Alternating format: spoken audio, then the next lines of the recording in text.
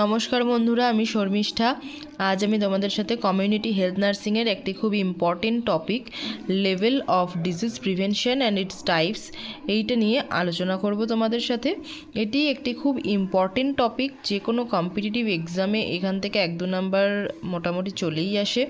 এছাড়াও যারা জিএনএমের first year এবং থার্ড ইয়ার স্টুডেন্ট আছো, যাদের কমিউনিটি হেলথ নার্সিং আছে, তাদেরও কিন্তু এটা খুব কাজে আসবে এই ভিডিওটা। তো চলো শুরু করা যাক দেরি না করে। তো ফার্স্টেই হচ্ছে কি লেভেল অফ প্রিভেনশনের মধ্যে ফার্স্টেই হচ্ছে প্রাইমোডিয়াল প্রিভেনশন। প্রাইমোডিয়াল প্রিভেনশন কি না, focus is on whole population or the normal individual. মানে এক্ষেত্রে কি হয়, একটা হোল পপুলেশন বলো বা একটা নর্মাল ইন্ডিভিজুয়াল বলো, সকলের ওপরেই ফোকাস করা হয়, কারণ এটা prevention of development of risk factor. এটা হচ্ছে রিস্ক ফ্যাক্টর, যেই ডিজিজের জন্য আমাদের যেই সমস্ত রিস্ক ফ্যাক্টরগুলো থাকে কোনো ডিজিজের জন্য, সেইগুলো ডেভেলপমেন্টটাকে এটা প্রিভেন্ট করে, তাই এটা প্রাইমোডিয়াল প্রিভেনশন। এর মধ্যে কী কী পড়ছে না, এর এক্সাম্পল হচ্ছে কি না, prevention of bad food habits and smoking, alcoholism. Bad food হ্যাবিটসগুলোকে আমাদের প্রিভেন্ট করতে হবে বা বাদ দিতে হবে। স্মোকিং, অ্যালকোহলিজম এগুলো করা যাবে না, এগুলো হচ্ছে এক্সাম্পল। এছাড়া হচ্ছে good food habit in childhood থেকে যদি আমরা গুড ফুড হ্যাবিটে অভ্যস্ত হই, তাহলে আমাদের দেহের আমরা হেলদি থাকবো এবং আমাদের দেহের রোগ প্রতিরোধ ক্ষমতাও অনেক বৃদ্ধি পাবে। Increasing taxes on cigarette, alcohol এগুলোর যদি ট্যাক্স বাড়িয়ে দেওয়া হয়, তাহলে পয়সার অভাবে অনেকেই সেগুলো কিনতে পারবে না, তার ফলে তারা সিগারেট, অ্যালকোহল এগুলো কেনা থেকে বিরত থাকবে এবং এগুলো ধূমপান, মদ্যপান এগুলো থেকে বিরত থাকবে, এবং এগুলোর জন্য যে সমস্ত রোগগুলি দেখা যায় বা ডিজিজ সৃষ্টি হয় তাদের মধ্যে, সেগুলো থেকেও তারা বিরত থাকবে। তো এইভাবেই আমরা প্রাইমারি রিস্ক ফ্যাক্টরগুলোকে প্রিভেনশনের মাধ্যমে ডিজিজ থেকে আমরা নিজেদের অনেকটা দূরে সরিয়ে রাখতে পারি, সেটাই হচ্ছে প্রাইমোডিয়াল প্রিভেনশন। তো এরপর হচ্ছে কি প্রাইমারি প্রিভেনশনটা কি না, before the occurrence of disease focus is on healthy individuals. না, কোনো ডিজিজ অকারেন্সের আগেই প্রাইমারি প্রিভেনশনটা নেওয়া হয়, এটা ফোকাস করা হচ্ছে মেনলি হেলদি ইন্ডিভিজুয়ালদের ওপর। ঠিক আছে, action taken prior to the onset of disease and achieve with health promotion and specific protection. এটা হচ্ছে মেনলি অ্যাচিভ করতে চাই আমরা, যে হেলথ প্রমোশন যাতে হয় হেলদি ইন্ডিভিজুয়ালসদের, এবং তাদেরকে যেন আমরা স্পেসিফিক প্রোটেকশন দিতে পারি। তো এবং অ্যাকশনটা নেওয়া হয় কোনো ডিজিজ হঠাৎ করে শুরু হওয়ার আগে বা কোনো হঠাৎ অ্যাক্সিডেন্টাল কিছু হওয়ার আগে যেই অ্যাকশনটা নেওয়া হয়, সেটাই হচ্ছে প্রাইমারি প্রিভেনশন। যেমন হচ্ছে ভ্যাকসিনেশন বা ইমিউনাইজেশন, অ্যাভয়েড স্মোকিং। যারা অলরেডি স্মোকিং করে তাদেরকে আমরা হেলথ এডুকেশনের মাধ্যমে বলতে পারি যে স্মোকিং যাতে অ্যাভয়েড করে সেটা। হ্যান্ড ওয়াশিং যে কোনো প্রসিডিওরের আগে, water purification, wearing helmet and seat belt during ড্রাইভিংয়ের আগে যেন অবশ্যই হেলমেট বা সিট বেল্ট পরে ড্রাইভ করা হয়, তাহলে আমরা অনেকটা আমাদের ইনজুরির হাত থেকে এবং অ্যাক্সিডেন্টাল ইনজুরি বা এগুলোর থেকে রক্ষা পেতে পারি।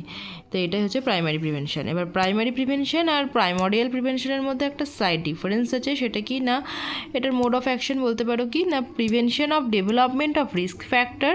না, যে কোনো রিস্ক ফ্যাক্টর ডেভেলপমেন্টটাকেই এটা প্রিভেন্ট করছে। আর এখানে হচ্ছে action taken prior to the onset of disease, কোনো ডিজিজ শুরু হওয়ার জাস্ট আগেই প্রাইমারি প্রিভেনশনের অ্যাকশনগুলো নেওয়া হচ্ছে। তো এটাই এর ডিফারেন্স প্রাইমোডিয়াল আর প্রাইমারি প্রিভেনশনের। এবার হচ্ছে কি সেকেন্ডারি প্রিভেনশন কি না, during disease process focus is on individuals who are at risk.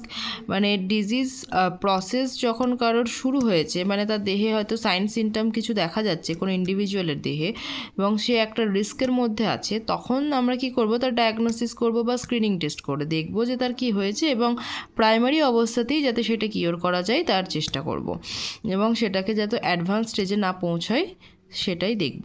তো এর অ্যাকশনস কি না, অ্যাকশন হল্ট দ্য ডিজিজ প্রগ্রেসটাকে হল্ট করে দেবে বা থামিয়ে দেবে, এবং প্রিভেন্ট করবে আদার্স বা ফার্দার কমপ্লিকেশনগুলো, সেটাই হচ্ছে সেকেন্ডারি প্রিভেনশন। যেমন এখানে স্ক্রিনিং টেস্ট করা হবে, কেস ফাইন্ডিং করা হবে। এবার এর এক্সাম্পল কি না, breast self examination, BP screening বা blood pressure screening, mammography, blood test screening, school health check up, pap smear screening etcetera.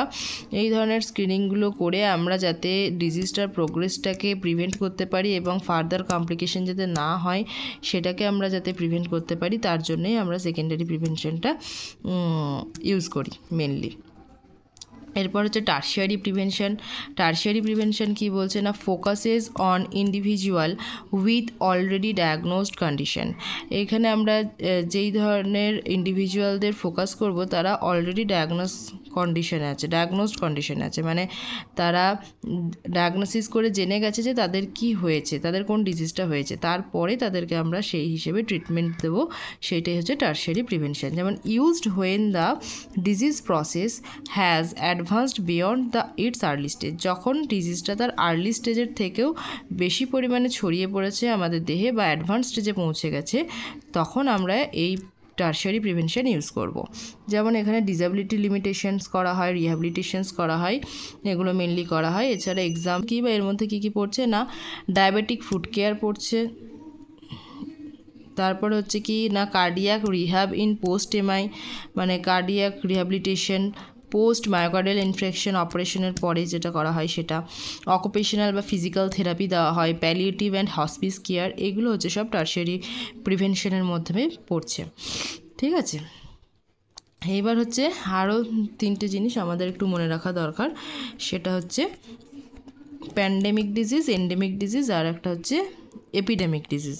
Pandemic হচ্ছে কি না, usually affecting the large proportion of population. একটা ওয়ার্ল্ড ওয়াইড, যখন একটা কান্ট্রি থেকে অন্য কান্ট্রিতে ওয়ার্ল্ড ওয়াইড কোনো ইনফেকশন যদি ছড়িয়ে পড়ে এবং অ্যাফেক্ট করে একটা লার্জ পপুলেশনের মানুষকে, তখন সেটাকে আমরা বলবো প্যান্ডেমিক ডিজিজ। যেমন হচ্ছে কোভিডের সময় আমরা এটা দেখেছিলাম যে প্যান্ডেমিক ডিজিজ কোভিড। এরপরে হচ্ছে কি এপিডেমিক, তাই তো। এপিডেমিক কি না, এপিডেমিক হচ্ছে occurrence of disease exceeding normally expected frequency. আমরা হয়তো কোনো একটা অঞ্চলে একটা ডিজিজ হয়েছে, আমরা মানে সাধারণত আমরা একটা এক্সপেক্ট করেছিলাম এই কিছু পপুলেশনের মাধ্যমে এই ডিজিজটা থাকবে, কিন্তু সেটা যখন সেটা এক্সপ্যান্ড করে আরও একটু বেশি পপুলেশনের মধ্যে ছড়িয়ে যায়, মানে এক অঞ্চল থেকে আর এক অঞ্চল বা একটা জেলা থেকে অন্য জেলায়, তখন সেটাকে বলবো আমরা এপিডেমিক ডিজিজ কন্ডিশন। আর একটা হচ্ছে কি এন্ডেমিক। এন্ডেমিকটা কি না, constant presence of disease in a particular geographical area. যখন একটা কোনো পার্টিকুলার জিওগ্রাফিক্যাল এরিয়া বা কমিউনিটির মধ্যেই একটা ডিজিজ হয়েছে এবং সেটা সেখানেই কনস্ট্যান্টলি প্রেজেন্স আছে, তখন আমরা সেটাকে বলবো এন্ডেমিক ডিজিজ। তো আজকের ভিডিও হচ্ছে এত দূরই। আশা করি এই ভিডিওটা তোমাদের অনেক কাজে আসবে। তো চলো দেখা হচ্ছে পরের ভিডিওতে। ততক্ষণ সবাই খুব ভালো থেকো। Thank you.